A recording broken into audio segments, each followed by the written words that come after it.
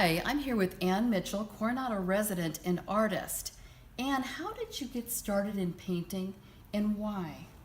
I started in 1946, newly married. My husband was building a boat, so I thought I'd better do something too. So I went to adult education and started painting, trying to paint. And I did, 2 pansies. But we had orders for San Diego, so I didn't bring them with me. But I really did find out that I'd like to do it. I know I've seen a lot of your paintings. You've done all kinds of beautiful landscapes and everything.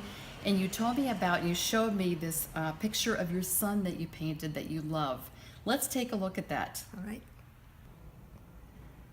So Ann, this is your oldest child, is that right? Right. Yes. And how did you come to paint this picture here? I had a tiny little picture of black and white of him when he was about 2.5 years old, squatting down with little pants and clothes on. And I thought, I'm going to paint him. And so I took off his clothes and put him in the water with a boat. And so this turned out my favorite one. Beautiful. Of all, It's so expressive with the face and everything. It's just no longer does he have blonde hair, though. okay. Now, I noticed with a lot of your other pictures, many of them are landscapes. Tell me about some of the locations that you've been in. I painted in San Diego, and then in 1969 in Guam, and all of these were in Guam. And So these were all that in was the Guam. very first one I painted because my son said to paint with colors of Guam, bright colors, and that helped me along. That's so beautiful.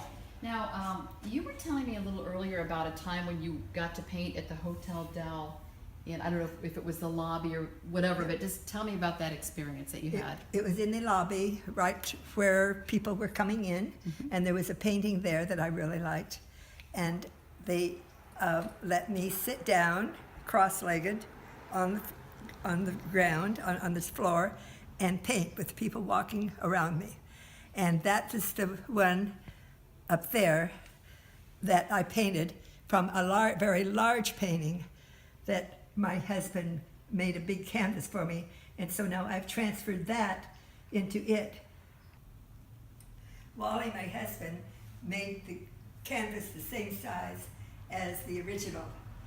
So then later on I painted it. It's not quite finished yet, but I'm trying to make it the same as what I originally painted that was at the hotel.